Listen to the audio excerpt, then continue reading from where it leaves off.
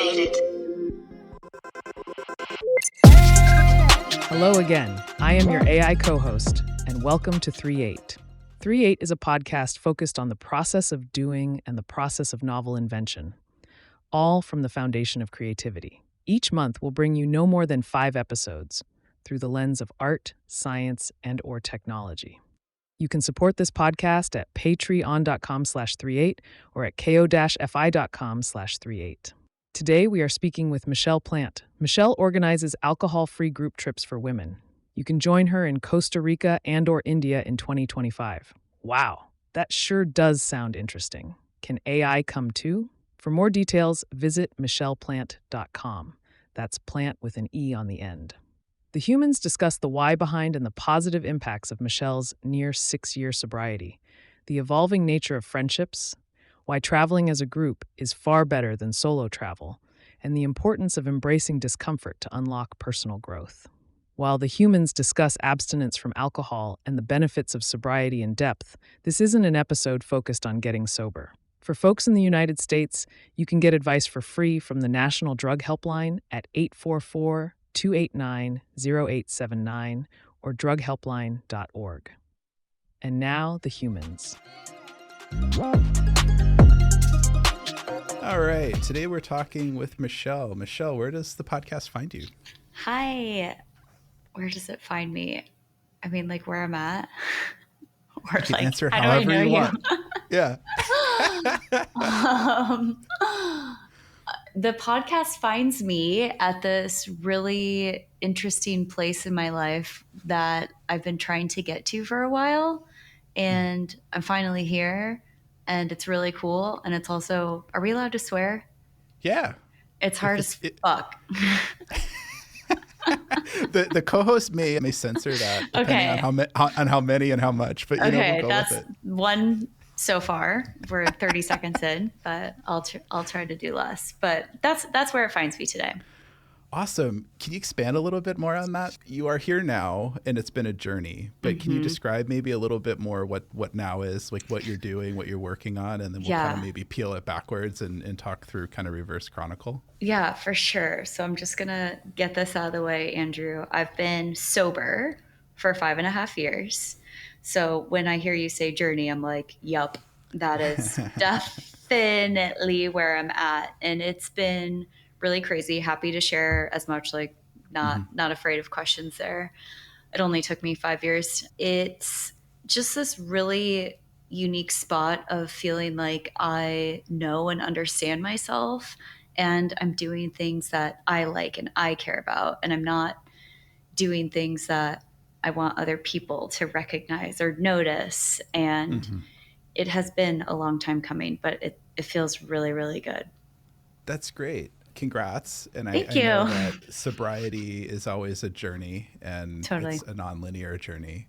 And that's something we talk a lot about on the podcast with creativity, because creativity is very nonlinear, but also things you do in life that aren't necessarily creative can also be nonlinear. And I think a lot of people don't understand that. Amen.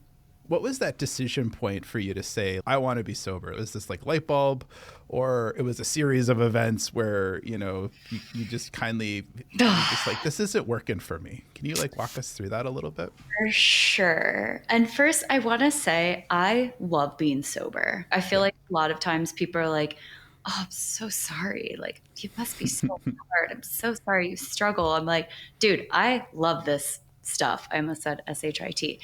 And it's my favorite thing about me and my life. And oh gosh, I mean, the short version, Andrew, is that I woke up on New Year's Day, 2019, with a gnarly hangover, like bad. And it was pretty much always like that. I was always extremely hungover, even if I just had a couple, but I definitely did not have a couple that night. I had a lot. And it was that weird time between Christmas and New Year's when like no one knows what day it is. Yeah. You're like kind of done with the holiday, but waiting for the next one. You're like purgatory. Yes, 1,000%. Yeah. I just kind of woke up and I was like, man, there were several things that happened over the course of those few days, but I was just like, man, I can't do this anymore. Like I'm never drinking again. And I had said that before in the past, and I obviously just didn't. But this time it was different, and I did not really expect it to be, but it definitely stuck. And after a month, I was like, what the hell is happening? Because so much of my identity was in drinking and partying, and that's how I got to know Mm-hmm. people. It's just crazy for me to think of like 5.5 years later. It'll be 6 in January, of course. Just knowing that I made that decision. Yeah. It's I think also really you shared a lot, but I think it's really cool to point out that New Year's resolutions can sometimes stick. Mm, Right? yes. I think New Year's resolutions get a bad rap because people use this as some sort of like artificial inflection point, and then they try to do too much, or they don't have the ability to stick with it or persevere through Yeah. it. But if it's a good time to, I think, reflect, and it sounds like that's kind of what you did on where do I want to be, how do I want to change, or what intentionality do I want to put into my life, and you decided that being sober is the way to go about it, Yeah. and you stuck with it, which is a really, really cool thing to hear. Yeah. I think it's interesting too that you sound like you're doing great in that you didn't lose all your friends, right? I think so many people, it's like you just, oh, I have these friends, and what do? You go out and drink, or you go to a bar, or you go to a pub, or there's some Yeah. kind of a party. And then when you are the person who doesn't do that, oftentimes then those friends kind of melt away. Did you see like a big shift in your friendships? Or do you still have some friends that you used to hang with? Or like how did that go down? Whew. Well, thank you so much for the New Year's resolution can stick. Like I wrote that down. Like that's Yeah. amazing. Success story. Yes, thank you. I love that. The friendships have evolved over time. And I'd be curious to hear your experience with maintaining and establishing new friendships as an Yeah. adult, too. So Yeah. I'm trying to even think, it's not like I go out really anymore. I had a group of friends, and it's not like we're enemies, but I really talk to them anymore? No, to be honest. I'm sure I'll think of someone that I'm still talking with, but I feel connected with them. And even recently, I've really found that it is really important for me to have solid friendships as an Mm-hmm. adult. And that's something I've been putting a lot of effort into lately. What about you? Yeah.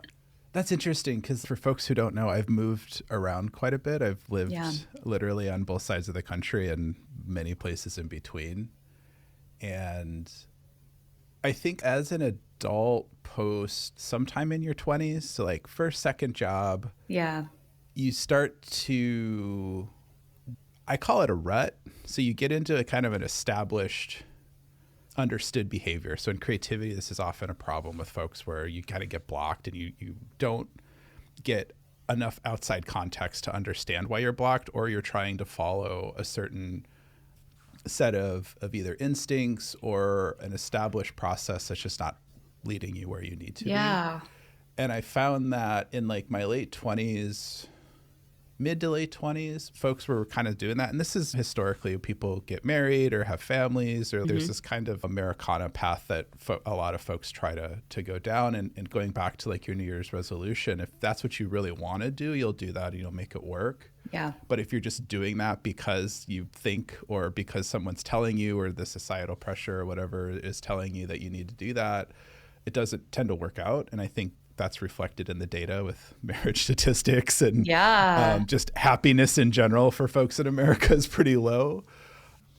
For me though, yeah, and because I think I've moved around a lot, you lose quite a bit of a community. You lose those patterns, the coffee shops you go to every day, Yeah.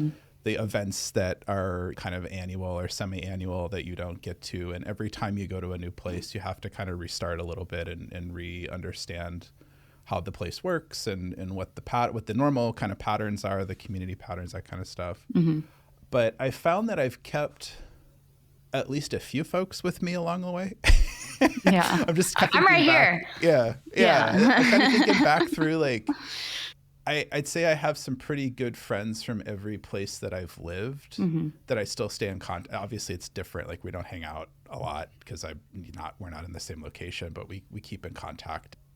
But for the most part, I'd say most people kind of melt away, and I think that's okay. I actually just read a insight. I don't know if it was really a piece. It was like 500 words, but they were making the point that longevity is the measurement of success for like everything. But specifically with friendships, like the idea that if you don't have a friendship forever, we've been friends since childhood and we're still friends, that a friendship has failed for this person was, I think, incomplete. In that it's okay to have friends for a few years, or if you're really into an activity, you make friends and you don't in that activity anymore, it's okay for them to melt away. And I think it's just an interesting perspective. I don't know that I feel strongly one way or the other. I think you maintain relationships with people who you have commonality with, but you have to have intention. Yeah. And I think in your experience too, where it's like if the thing that bonds you is getting together in a circumstance of drinking at a bar, that kind of thing, and you don't do that anymore, things just change. And that's okay, because if you were still around those people, you might not be in the same spot you are, if that makes sense. And I found that in my 20s too, right? At college, drinking, you get all these friends that you think you have. And then, I kind of stopped going out a lot in college at some point, because it was just like the same kind of pattern over and over again. And then a lot of people just, they kind of float away. And I think that's totally fine. That was a really long-winded answer. No, I love it. Thank you. I have so many thoughts. So the first one is, I recently heard our 20s described as our second adolescence. I could see that. I know.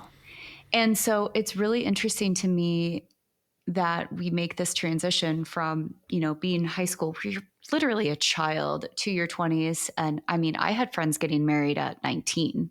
I had friends, I'm from Iowa. You know what I'm saying? Like, we won't hold it against you. Okay, good. So to me, it was very clear that people were making big decisions. And I'm sure there was some insecurity within me when I was witnessing this, because I did not feel ready to make big decisions. Yeah. I did not feel ready to commit to a person, let alone have a literal child. And so I think I felt like I didn't belong, because I was like, these friends over here are doing this, and these friends are over here, like, they're buying their second house and they're 24. Like, how?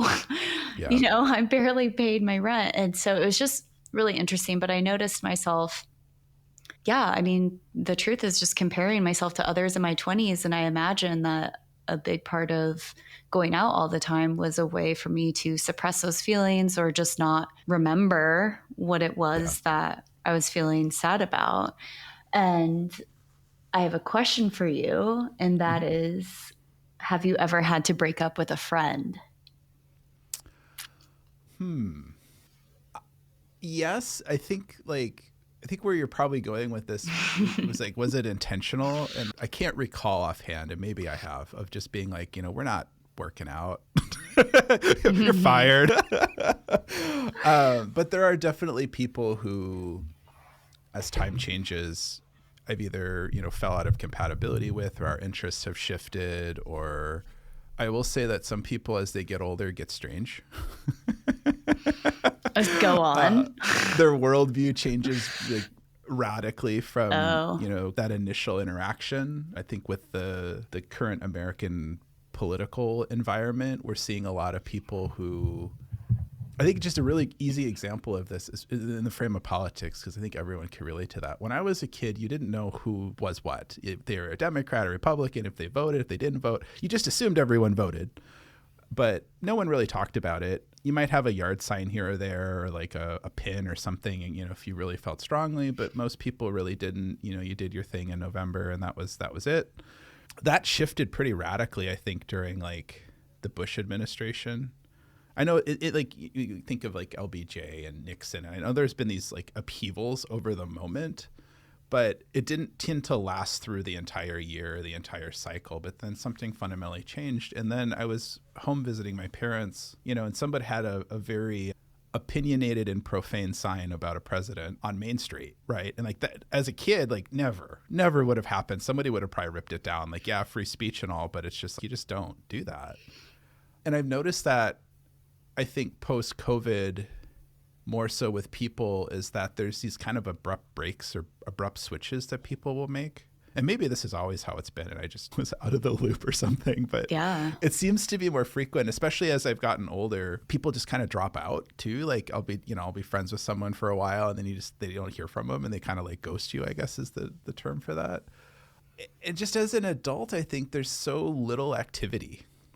There's these established activities that you do where you have kids and that's your life, right? For a lot of the country and a lot of people. If you don't have kids or choose not to have kids or have kids and not fall into that pattern, I have a lot of friends who have kids and they're just along for the ride, right? The whole world doesn't revolve around them. They integrate them into their lives or have someone to watch them, but they still have their own identity. But as an adult, it's a lot of it's the drinking or going out to dinner. It's like the only activity you can have as an adult. To me, that's always been like nuts. So yeah, so again, I don't think I've ever had to really like quote unquote break up with a friend, but I have been more cognizant, especially post-COVID, that people, and I call it strange because if you don't want to be around someone or don't want to do something, like just say no. Mm-hmm. But people can't even do that, right? It's like, I don't even want to, I just won't respond. It's like, well, why not? I'm sorry, busy, can't do it, make an excuse, whatever. But this idea that we had some sort of a relationship and then you just decide to just abruptly end for no reason with no communication or just fall off and then come back to me is just such a strange behavior. It's like, hey, I'm not into it anymore. Okay, fine. Yeah. It's tough when you're introduced to relationships like that. It's truly just confusing at that point. And I mean, that goes for any relationship, professional, romantic, when the communication just isn't clear or consistent. And I feel like over the years, what I'm attracted to, what I'm desiring, in all types of relationships has changed. Mm-hmm. And it used to want to be like, go hang out with the cool crew or the fun crew or, the people who like tailgate. I don't like tailgating. Why are we in a parking lot? Exclusive breaking news. And that's the thing. When I stopped drinking, I was like, dude, none of this stuff is actually fun, because for a while I would still try to go. I'd go to the bars like, oh, I'm cool. It's fine. I don't care. And I'm like, oh my gosh, like how are people doing this? This is crazy. And I feel like I said, in the past year or a couple of years, I've just gotten really serious about the type of friends that I want. And that doesn't mean I'm like, you can't sit with us. It's you have a few close people. It doesn't need to be everyone, but you have a few close people that you trust. And also I've learned that the best friendships are formed over time. Yep. And I feel like sometimes a lot of people are like, oh, we're best friends, we just met each other. And like, that's cool too. And I've definitely been there. Yeah. And I want to make sure that we can extend this friendship or extend this relationship over time, because I'm investing in you. Like, I want to see what fun things that we can do besides drinking and going out to dinner, like going to the park or kayaking or going to a movie or concert or stand up. Like there's so many things, and it takes a really unique person to be down just to like try new stuff. And that's really important to me. Yeah. And I think one of the ruts we get in as we get older too, and I've definitely observed this, is like you have your like one activity. I do biking, I do kayaking, I do hiking. And then all your friends kind of relate to that. And I've always just been, I think, of a personality that I've always had friends across like a spectrum. Like I'm not a singular activity or a singular type of thing. And I have a lot of different interests, and I'm also very curious. So I'm involved in a lot of different stuff. But I'm finding as I get older, it's almost like a career in that as an entry-level employee, you can pretty much get an entry-level job anywhere if you have some sort of qualification and can talk. Mm-hmm. As you get more experience, people expect you to focus either in like an individual contributor path where you're a senior this or a principal that, or you become a manager and then you have this management experience, which somehow makes you completely flexible to do anything, even though they want you to be in some sort of an industry. And focus absolutely matters. But in your life and relationship of other people, there feels like there's an unhealthy focus to me with most people in this country, because when I go abroad, or I have a lot of friends who are either, first generation American or second generation American, like I don't see that as much as the case. Yeah, they have passions, or they have activities, or that they have things that they really like to do, but they're also open to do some, crazy shit that Andrew wants to do because Yeah. I discovered some new thing that I don't know anything about, or it sounds kind of fun, and try it. And sometimes it is, sometimes it isn't. I really like appreciate your point on the intentionality of that too. And I think a lot of people want to use the term friend, but there used to be this term called acquaintance. And that used to be okay, right? You had people who you were acquainted to, like through church or through your sports club or through high school or whatever. And you weren't necessarily friends, but you know more about them than like a random stranger. Sure. Right? There, you're my acquaintance. That's totally fine. And I've noticed this pattern, especially as I've gotten older, and I think we're in the same generation, where it's like everybody's their best friend. Everybody is your best friend. Like, not that I want to like categorize my friendships, but it's okay for us just to be friends or acquaintances, or associates is another one that it's gotten kind of a business term, but it used to be like if you worked with people, they were, this is my associate. Okay, well, that's fine. That's your relationship. I see you maybe 8 hours a day, or I see you a couple hours for an 8-hour period. And I know stuff about you, and we have some kind of a common culture because we work at the same place, but like, I don't really fucking know who you are, right? Like, Yeah. And that's okay. Yeah. But we've seemed to gotten, out of that somewhere along the way. And I've also noticed this as I've gotten older too, where it's like having those acquaintance type relationships, at least in our age group, is very difficult. Whereas people who are, I find, older have an easier time of like, there's some people I see like maybe once a quarter, once every 3 months, and we just, have coffee and chat for a couple hours, and that's what we do. Yeah. Yeah. And I love that it's not like, oh yeah, let's plan something for next week. You just like know it's going to be another 6 months, and that's totally fine. Like it's cool. And honestly, so now I'm thinking about, what it means to be a good friend. And, probably in the last year or so, I've invested time and my resources into social media so that I can connect with more women who are sober. Mm-hmm. And I've noticed too that does take a lot of time. And I think that there's a lot of desire for growth in that way for people that you're connected with on the internet, which I love. I think it's so amazing. I've met some really cool people there. Even I went out with girlfriends last night. We just went to this little juice place that I love. And when I was leaving, there were, 4 people all sitting by themselves at different tables, and they were all 4 like on their phones. And I was just like, what if one person was just like, hey, why don't you come? Do you want to join me? I'm not saying like I would ever do that. Maybe, I don't know if it was there, but I think there is such an opportunity for us to extend the invitation and not say like, hey, come be my best friend, but just, do you want to sit with me? Like, and have an actual conversation without our cell phone. Yeah. Like it might be hard, but we can do it.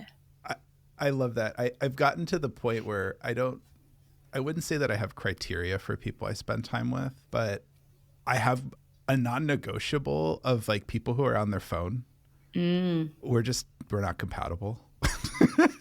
If I'm out if I'm out to dinner, or I'm at, we're doing coffee, or we're doing some sort of a social, like, everybody checks their phone and shit. That's fine. But I think you nailed it. Like, people alone are in headphones and in phones, and that's a whole thing. But I see more and more people together, and they're clearly together at the same table. They can't, and then they're just sitting there on their phone the whole time, and they're barely interacting with the person in front of them in real life. And I figured out, going back to, I think, your friend question, sometime in my mid-20s too, I think I decided that time is the most important thing we have. I know it's cliche to say, but it is. You can never buy more time. You can extend your leverage of time. So I can hire people to do stuff, or I can exploit people to just, or whatever. I can get other people to do things for me that benefit me without using my time.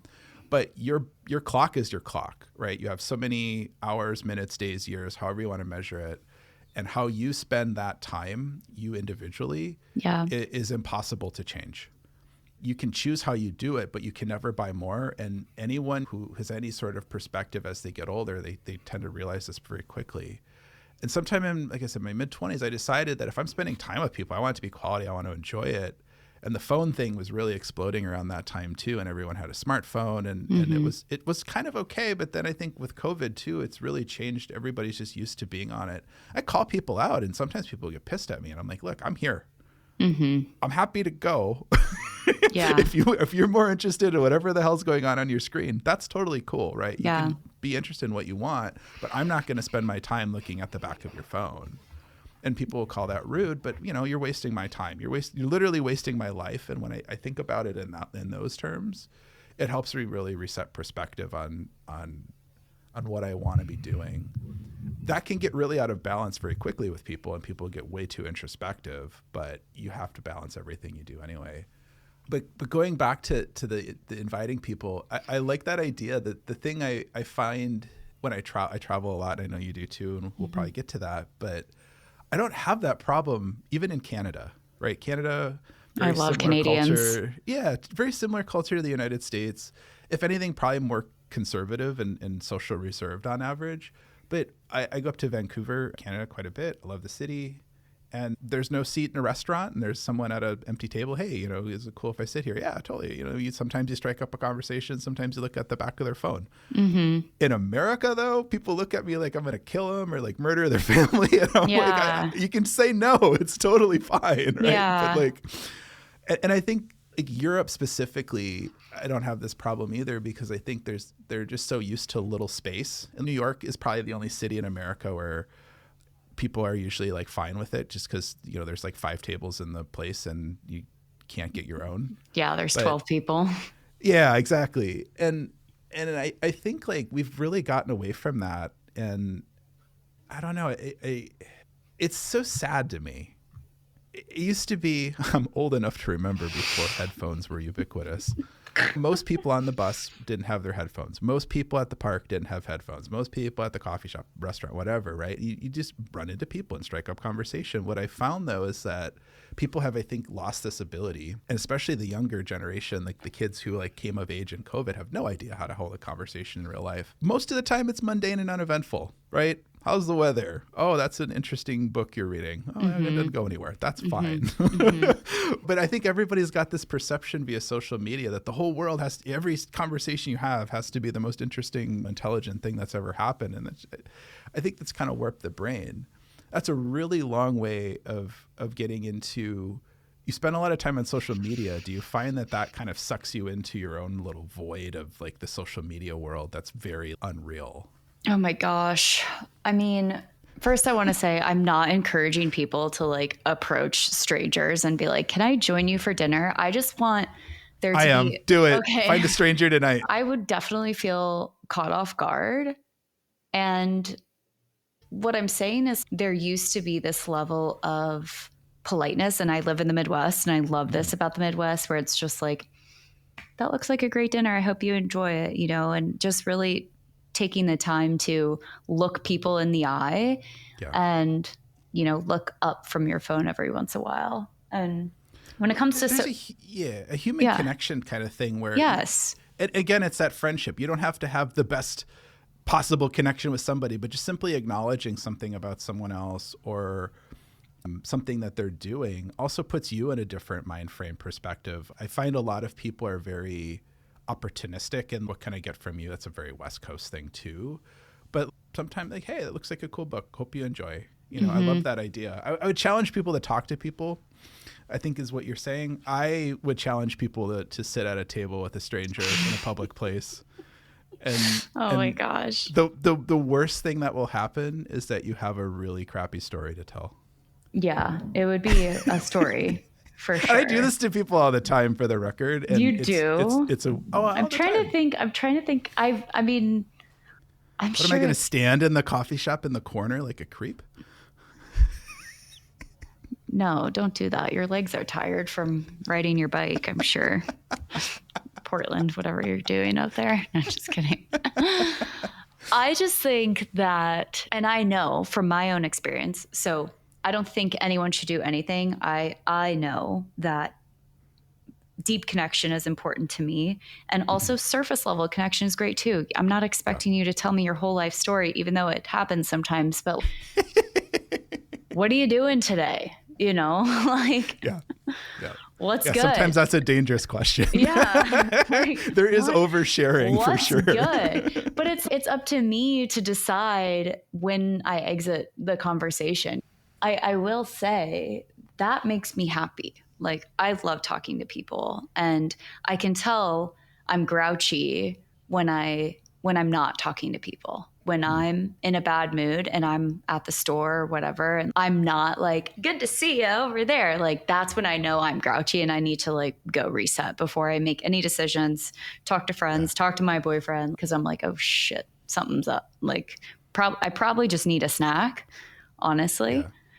Did you find this awareness like before or after the sobriety? Did that have any like effect on helping you ground into more thoughtful analysis of what you wanted out of your life?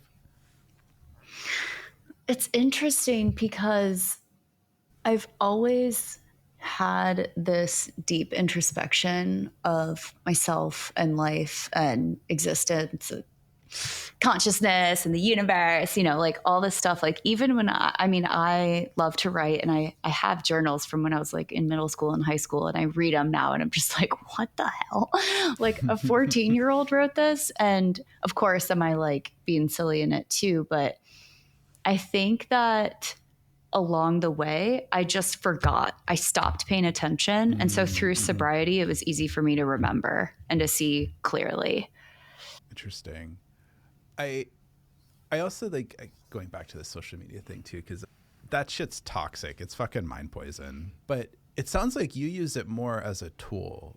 So many people, I think social media becomes their metric of how interpersonal relationships. Oh, I had 50 likes on this. 50 people like me, or 50 people like what I have to say. The reality is they're probably bots, and frankly, nobody cares. And that's okay. It's okay that nobody really cares what you have to say. There's 8 billion people in the world. For you to even just assume that other people really care that aren't like directly related to you, it's kind of an ego trip. Not to say that people can't say interesting things and express themselves, but I think that's completely reset. Again, going back to those just anecdotal conversations, or just a nice shirt or a nice hat or whatever. Like, everyone now expects that there's some deep, meaningful conversation that you have with a total stranger, and it's just not how the world is. But it sounds like you're using it as a tool. So you said you were using it to connect with other women who are sober or going through sobriety, that kind of thing. So it's almost like you're using it as like a discovery tool. Would that be accurate? Yeah, for sure. And I'm no expert, and I'm not on it a lot. I have a strategy and approach that I use that I'm hoping will connect me with women who are either sober or curious about it. And of course, my thing is sober travel. For me, my travel experiences have shifted so profoundly through sobriety. And I just want women who are starting to think about what it could be like to be sober know that there are other women out there who want to hang out with them. And in the beginning of my sobriety, I felt like I was so lame. I was like that weird girl who didn't drink. And I was like, what do I do now? It was really lonely. It was super isolating. I didn't know what to do. I literally don't think I did anything for like a year, maybe 6 to 9 months. I finally got to a personal development conference, and I was like, okay, thank goodness, like there's other people that don't drink. And I started meeting more. And I also think that there's a lot more influence when it comes to wellness and health. I don't know if that's new. Me and my friends were talking about that last night. We were like, was wellness around in the early 2000s? Was anyone talking about wellness? And so just this idea that if you are sober curious, alcohol free, whatever it is, and you're looking to travel, and maybe you don't want to go alone, and maybe you don't want to go with your girlfriends because you don't want to feel pressured to drink, or maybe they drink too much and you just don't want to be around it. There's a group of women who want to travel and have really cool experiences without alcohol. And that doesn't mean that we're talking all day, every day about our sobriety. We're not. Alcohol is just simply not present. And it makes us present. I like that a lot. And I think in social situations, like alcohol's been around for a long time, probably since, humanity has existed. And it's become, I think, more ubiquitous than ever too, that it used to be, it was hard to make at a scale. And so it wasn't very prevalent. And if it was very low percentage alcohol. It was really shitty to drink. It was really basically sweet wines, that kind of stuff. But in the turn of the century, mid 1850s, kind of prohibition in America, that whole time, alcohol was like super ubiquitous. They tried to get rid of it completely. It didn't work. And I feel like we've gotten back to that point now where it's just fucking everywhere. It used to be when I was a kid, back in my day, like you'd go out to a dinner or something, and there, maybe adults would have beer or wine or something, but it wasn't like a big thing. Right. Now it's like, I feel like boozy brunch and lunch, and it's just like and in Portland is a very, microbrew beer centric culture. For sure. So there's beer literally everywhere. Like literally everywhere. Coffee shops have beer sometimes. Yeah. I'm not surprised. I know, right? And I think that it's so easy for people to use that as a crutch. And I think for some people, if you have like social anxiety, it can actually really help to have some sort of a substance. But I think it becomes, then it's like you create a dependency and you lose that intentionality that you keep talking about. And then it's like, well, then one drink doesn't really do it. So then I have a couple, and then you kind of get on this slide where it might not be a quote unquote problem for you, but it's kind of a dependency, right? Oh, I can't really talk to people unless I have a beer, or I only talk to them. And then you create this, I think, pretty unhealthy, frankly, situation. But you also hit on the isolation of going against that culture. And I think partly it's American culture at this point, but it's also for especially younger people. I just read a thing too where baby boomers' alcohol use increased like 3 times over the pandemic. Wow. Alcohol is a depressant fundamentally, right? And long-term use or frequent use is probably indicative of something. If you want to enjoy a beer or whatever, I don't really care. Yeah. But when it's, I have 2 or 3 a day or 4 a day or 5 a day, or I only talk to people when I drink, that might be something you want to reflect on. How do you find like this works? And I guess maybe to be really clear for folks, you do plan trips that folks can go on, women who are wanting to do, sober world travel experiences. Yeah. How was like the first time, or can you walk us through some of those? But I can see other people being like, why would I go with Michelle? I highly recommend it, having known Michelle for a long time. Love you. But for random people who don't know you. Yeah. Well, thank you for the curiosity. I can tell that it is something that you're thinking of, which is not my intention. I'm just like here to tell my story. And I'm definitely not like, don't drink alcohol. Like, I'm just like, this worked for me, but it worked real good. And when something works well, like, you're trying to tell people. Well, and I would challenge people to try it, because worst case scenario, you go drink again, right? Like, right. If you decide not to do it for a while and you feel better and you want to keep doing it, I feel like most people I talk to who do this kind of thing, you have to start and stick with it for a few weeks. And then almost everybody that I know is like, I've never felt better. I sleep better. I have more clarity. Yeah. Like maybe I'll have a beer once in a while or a glass of wine or something, but I've really, really cut back. There's no downside, I guess, in my mind. But anyway, I don't think so either. And so it's interesting because I'm thinking when I first stopped, and it's weird because I was in the process of buying a house. And I remember telling my realtor, she kept showing me houses in the Midwest with bars in the basements. And I was like, and I was drinking at the time, but I was like, no bars in the basement. Yeah. No shame, just not for me. But she was like, why? Do you not drink? And I was like, no, I drink. I definitely drink. And then I stopped drinking a month later, and I can't remember how it came up, but I randomly told her that I had stopped drinking. And she was like, I haven't drank for 17 years. And I was like, wait, what? I was like, why didn't you tell me? Yeah. So I think if you're starting to notice thoughts or questions, it's really cool to just start exploring, what is my relationship with alcohol? When am I finding that I'm drinking it? What are the stories I've told myself? Do I need to drink to go on a first date? Do I need to drink to feel sexy? Do I need to drink to fit in? And also, I'm just so excited. When people tell me that, I'm like, dude, it's about to get so real. It's about to get so fun. And it's not easy. I'm not going to lie. For me, the act of not drinking was not physically challenging for me. It wasn't something where I was like, I'm craving this, or don't put me next to beer. It was just like, wow, what do I do with all of these emotions now? Mm-hmm.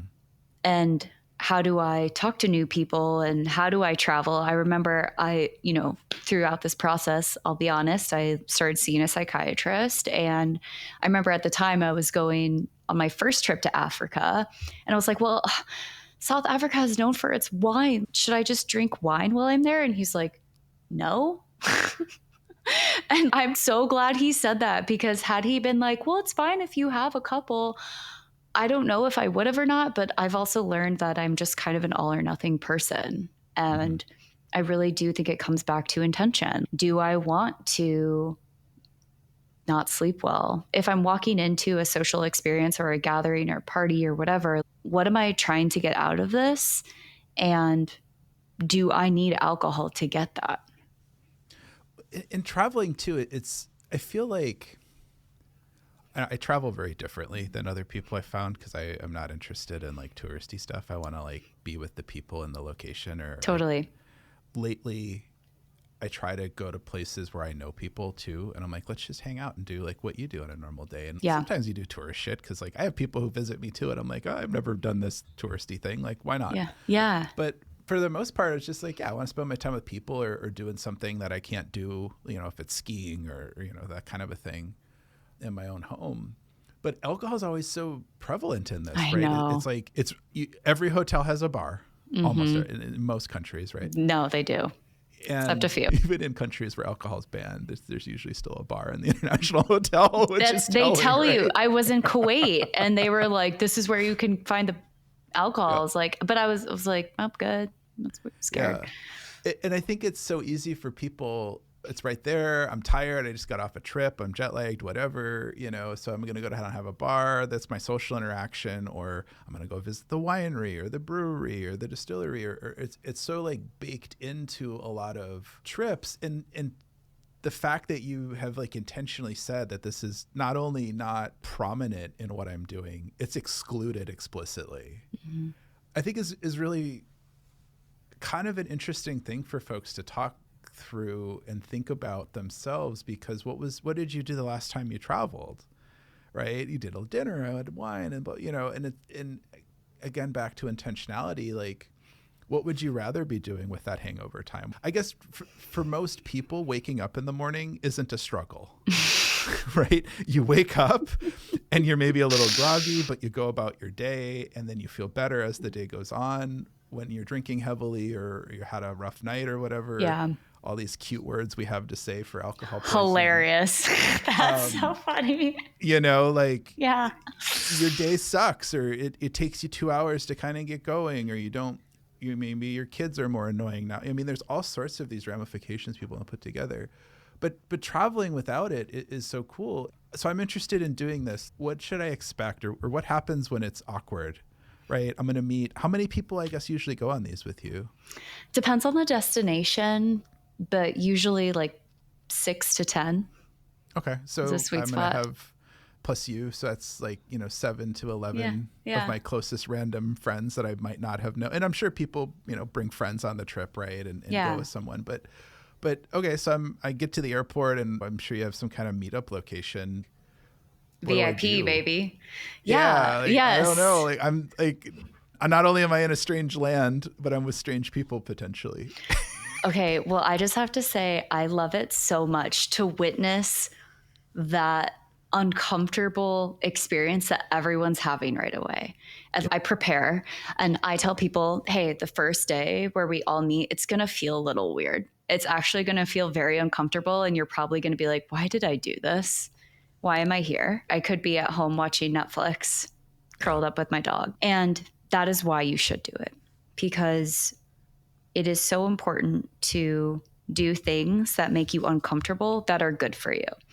And spending time in a beautiful location like Costa Rica or India with women who support you and inspire you and want to know you and want to love you and just be with you and have no expectations, but they want to actually know you, not this crazy version of you that happens only after wine. So, is it awkward? Sometimes. Yeah, for sure. And I'm just like, wow, this is so cool that all these people are here. And then you kind of see them pushing through it. And towards the end of the trip, everyone's like, this is the best thing ever. Like, where can we go again? You know, but it is so interesting to watch the change. And I plan the trips to accommodate and to plan for that. So I design them knowing that everyone's going to be like meh, meh, meh, in the first couple days, and then implementing activities, whether it's hiking or zip lining or going to a coffee farm and experiencing Costa Rica coffee, like so good, and just giving opportunities outside of meals and drinking. Like that's where I want people to be connecting more, and it's so fun. It's so fun. I think I'll just underpin that everyone's in the same experience, right? And like presumably you're not getting drunk on the airplane or something, but like you're getting off the plane and everyone's there. And I can imagine some folks listening to this are probably like unable to comprehend because a lot of people, if dare I say most people I know, any sort of social situation around people you don't know, there's alcohol. If you're at a happy hour mixer or you're at some sort of baby shower, professional networking event, there's almost always alcohol. 100%. It's such a minor thing to remove, yet I think it has this. The opposite of a stigma. It's almost like for a lot of people, it's a requirement. And I think that's the inflection point for me in all of this, is thinking through, are you avoiding, social interaction with folks because there isn't alcohol, or is there another reason? And this isn't a therapy podcast, but I think that level of thinking and that line of thinking is really important, because it definitely relates back to creativity and really understanding what are you intending to do, right? Anyone can make art, anyone can do stuff. And one thing I really try to underpin with folks is that if you're not intentionally doing it, it's not creative. It might be great, it might be cool, it might look great, and that's fine. But if you're not intentionally trying to do something or intentionally trying to change it, it's not creative. It's just something you did. Yeah.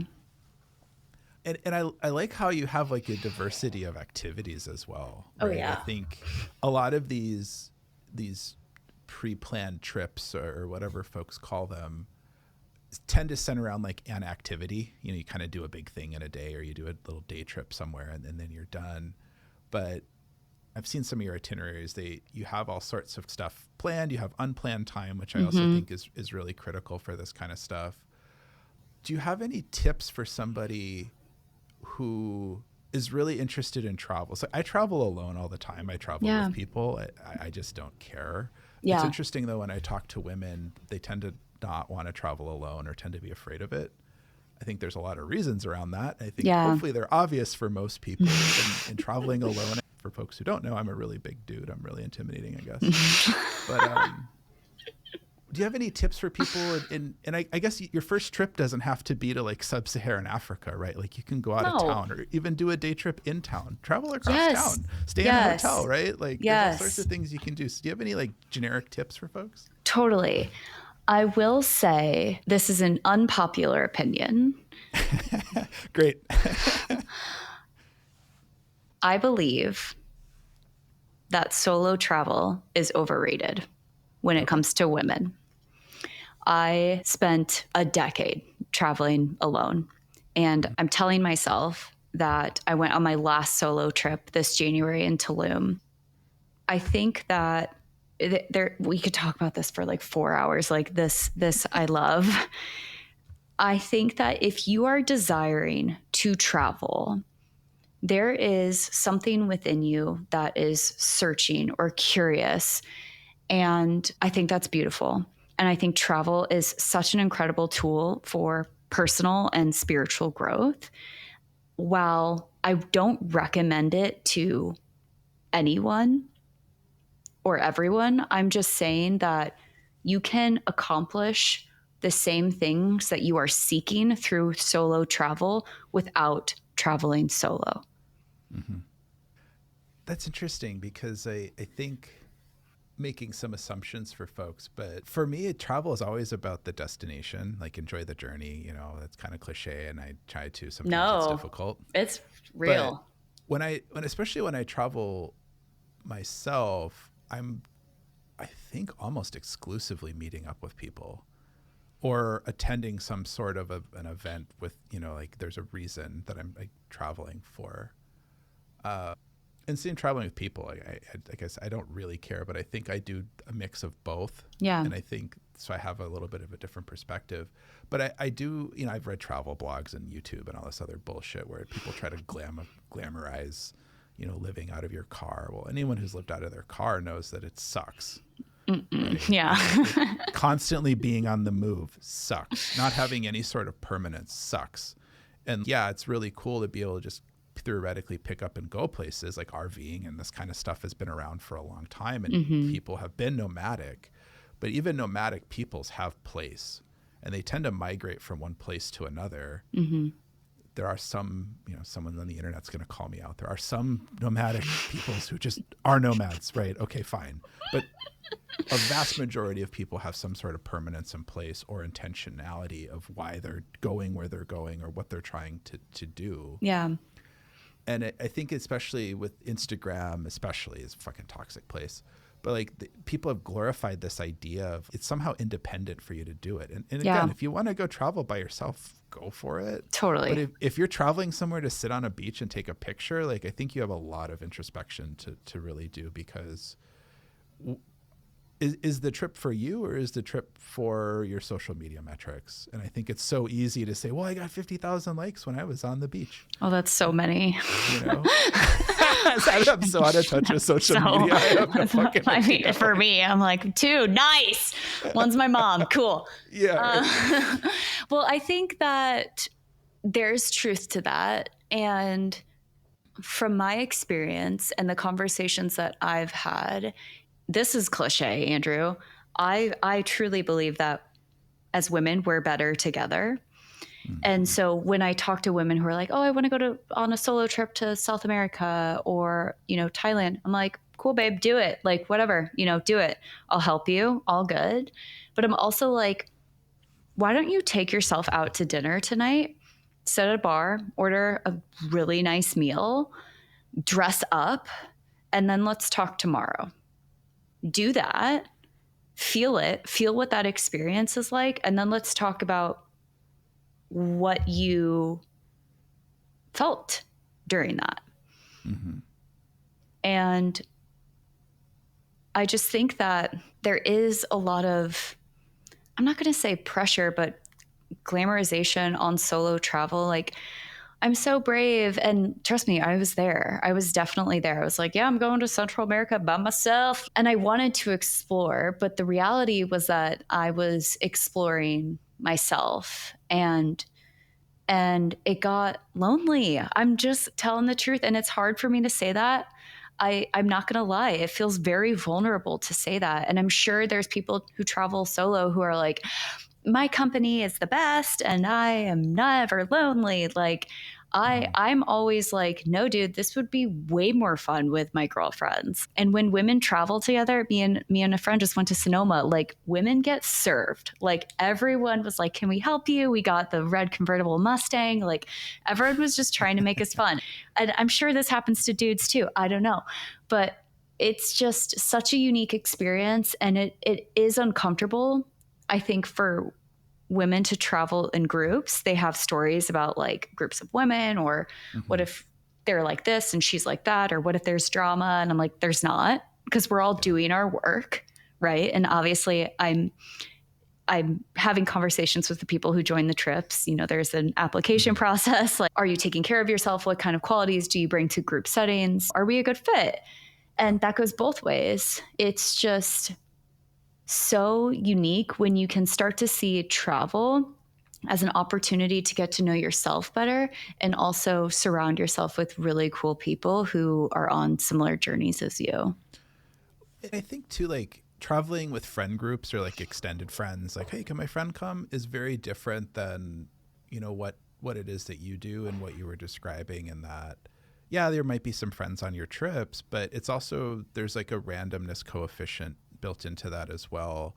And a lot of the social dynamics of groups that go poorly are either because people just straight up can't communicate, or you have these weird, we'll call them weird because they manifest weirdly, but you have all of these weird social connections, and then there's competitiveness or hierarchical kind of human shit that just, and again, most people don't know how to deal with this anyway, but you tend to not get that with groups of people that you don't know or have loose connection to. Yeah. But I think you hit on something really important with the solo travel thing. Like I've solo traveled a bunch, obviously. I've also group traveled, but like being stranded in an airport by yourself really sucks, right? Or even like going, I was just in the UK and I was in London, and I have friends in London. They were out of town, so it was just fine. Yeah. But I went to a really, really cool art exhibit, and I was just like, well, damn, I wish, you know, I could have shared this experience with people, because it's so human. You made the comment that, you know, women in groups. I think that's a misnomer. It's people in groups. And I Thank you. combat this ideology of like the solo genius of like, you know, the inventor, it's always a group of people who have done amazing things. And I think maybe stereotypically men tend to do better by themselves for periods of time, but you still need people, and you're never going to do anything great, and you're never going to be successful without other people. I think that our society has all this marketing and shit built into it to try to make you think that you're better by yourself, or that sometimes you have to do things by yourself, or you should do things by yourself. But we've become such an incredibly insulated society under the guise of individualism that it's just fascinating to me that we're here where we're at. And I think the general nature of our society is the proof that people are more miserable now than ever. They're more angry. We're more divided. Well, why is that? Well, because we're so focused on individuality, or we're so micro-focused on me. But that bleeds away when you do things with other people, especially when you do hard shit. Like I'm sure you've had all sorts of problems on trips that come up, and you have to like figure out how to, and that's part of the experience. Yes. Right? And without those challenges, or overcoming those challenges, or you lose out on an aspect of life, I guess. Another question I had, this isn't a support group, is it? No. Okay. Because we've kind of had two conversations. We could kind of talk about what you do, and they've very much connected, but at the same time, we're talking through sobriety. Like, I think having worked in mental and behavioral health, if you think you have a problem, get professional help. You're not going to get better or get the support you need from a group of people who aren't trained. I think I can't underpin that enough. Like, yes, having friends who are going through the same thing, incredibly valuable. If you're sober, wanting to be sober, and being around people that are sober is also very valuable. But if you are dependent on substances, you're probably not going to kick that dependency without professional help. And I've seen so many people get trapped in these instances because they hear what they don't want to hear. or they receive information that's uncomfortable, and then they reject it, and then they find people who enable them. So I think just to be clear for folks, like, you're not running a support group internationally. Definitely not. If that's what you're looking for, I can point you in a direction for sure. There are several out there that are great. I don't personally have experience with them, but I know them and they're incredible. But that was how this started, because I was just looking for travel with a group of women who were alcohol free. And I could not find anything for literal years. I looked and I'm like, how is there nothing? And so I'm just like, okay, whatever, we're doing it. I can go probably right now and book one of 100 wine tasting tours with random people, right? But if I want to find something where I go to Napa or Sonoma, wine country, I used to live there. Lots of great shit to do. I love Sonoma. Yes. In Napa and Sonoma. Yeah. I just wrote about it in Sonoma. Yeah. So many art galleries and beautiful parks and olive oil tastings. And, some wineries are starting to showcase, not in Sonoma, but there's a few that had mocktails, and there's a lot of non-alcoholic wine being introduced, which is great option. So people, if they are attending social gatherings, no, it's like I actually don't know. I'll have to find some. It's probably just fermented in kombucha. You can do that. Yeah. So those are great options for people who just want to have something in their hand, when they're out and about, and not be like the person with like a big plastic cup of water, which is what bars give you. And I'm like, can you just put it in a glass? Like, put a big old sign on me. Yeah. Right? Like, I'm like this, a big L. They're like, she wants another water. Yeah. You DD tonight? I'm like, okay. So definitely not a support group. The idea is that women have had the experience. We're supportive and we can talk about this experience, but we're not having meetings. We're not going deep. We're, there are no, there might be trained professionals joining, but that is not the intention of the trip. It's to have fun, dude. It's to have fun. Yeah. Yes. Have so much freaking fun without alcohol. We'll put the links to all your stuff in the show notes if folks are interested. Are you ever going to do a trip for not just women? Yes, I think so. I may or may not be asking. Yes, I have been asked that a couple times, and yes, that is in the future, because I think that would be really fun. You'll be the first to know, Andrew. Yeah, you should do it in Portland. Oh, okay. We'll come to you. We should chat offline about that. Yeah. There are some really, really cool places around here that a lot of folks don't know that, we have the mountains an hour away and the water an hour away. I would love that. I would love that. You don't have to go. That's one of the reasons I love this place, is you don't have to go very far to do all sorts of stuff. But joking aside, it's in development, and folks, can find you and do that. One thing I like to ask people, is there anything else you wanted to mention? And this is a two-parter. And then the second part is there anything that you're reading or consuming that you think other people would be interested in? The other thing I wanted to mention is I thought when I was drinking alcohol that I felt good, and that couldn't be farther from the truth. This whole time I've just been trying to feel good every day. Like, bare minimum, dude, I just want to feel 100% most days. And now that I feel like that, it's amazing. I love it so much. Something that I'm reading, I'm reading Viktor Frankl's Man's Search for Meaning. Have you read that yet? No. And I don't know that I've heard of it. It's kind of deep. It's intense, but it's just about how when you have a purpose, nothing is hard. Like when you are working towards what you want, when you know where you're going, there's challenges, but you just keep going. I love that book. I'm looking around. Can't Hurt Me is a great book by David Goggins. Have you read that? No. Oh gosh, that's all about mental mastery and mindset and just getting super clear on your own potential. That helped me a lot. That's awesome. I'll put a link to those in the show notes too, so folks are interested in checking out. I really appreciate you taking the time to chat, and also being really open with the conversation and willing to just go with it. I know this is a little bit of a different, I think, podcasts than what I've done historically, and I'm totally cool with that. I think, but it's just one of these topics that I think, one, is important, and two, the perseverance and in your introspection, I think, is really interesting and good for folks to talk about, because if you're not really in tune with yourself, you're never going to do anything great either.